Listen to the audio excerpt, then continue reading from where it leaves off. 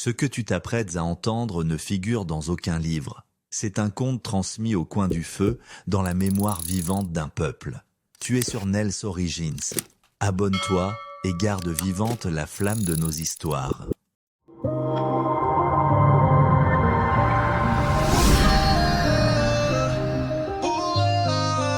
Le soleil embrasait la savane, peignant le ciel de teintes orangées et pourpres. Au village de Kumba, niché au creux de la terre rouge, vivait Amani, une jeune femme dont le nom signifiait paix.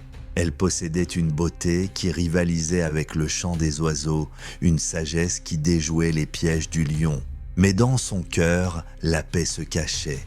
Elle attendait l'amour. Dans ce même village vivait Jabari, un guerrier à la stature d'ébène, dont le courage était légendaire. Jabari, disait-on, pourfendrait la nuit elle-même s'il le fallait. Il avait repoussé les hyènes affamées, protégé les récoltes de la sécheresse par ses prières aux ancêtres. Mais Jabari, absorbé par ses devoirs, n'avait jamais perçu le murmure de l'amour. Un jour, une terrible épidémie frappa Kumba. La maladie, un souffle froid et invisible, fauchait les vies, semant la peur et le désespoir. Les guérisseurs impuissants implorèrent les dieux. Amani, malgré sa peur, se dévoua corps et âme aux malades. Elle préparait des potions amères, chantait des berceuses pour apaiser les souffrances et veillait sur les mourants avec une patience infinie. Jabari, lui, se sentait inutile. La force de ses muscles ne pouvait rien contre ce fléau invisible. Il errait, désespéré, jusqu'à ce qu'il aperçoive Amani, épuisée mais toujours présente, soignant un enfant fiévreux. « Amani, dit-il, sa voix rauque d'inquiétude, « tu te consumes, laisse-moi t'aider. » Elle leva les yeux, surpris. Jamais Jabari ne lui avait adressé la parole avec une telle douceur. « Jabari, répondit-elle, ton aide est précieuse. Mais ce n'est pas la force brute qui vaincra cette maladie, c'est la compassion. » Ensemble, ils travaillèrent jour et nuit. Jabari, sous les instructions d'Amani, apporta de l'eau fraîche, chassa les mouches, veilla à ce que les malades soient nourris. Il apprit à écouter les plaintes, à caresser les fronts brûlants, à offrir un mot de réconfort. Peu à peu, tandis qu'il se penchait sur les mêmes visages, qu'il partageait la même angoisse et le même espoir, quelque chose changea.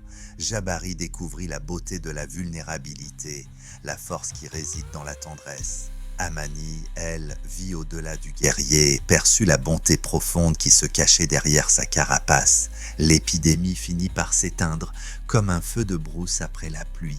Kumba, affaibli mais vivant, célébra la fin du mal.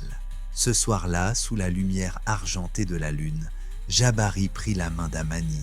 « Amani, dit-il, le regard rempli d'une émotion nouvelle, « je suis un guerrier, j'ai combattu des bêtes féroces, mais c'est en te voyant soigner les malades que j'ai compris la véritable force et j'ai compris que je t'aime. » Amani, les yeux brillants de larmes, lui rendit son sourire. « Jabari, j'ai toujours cru en la paix.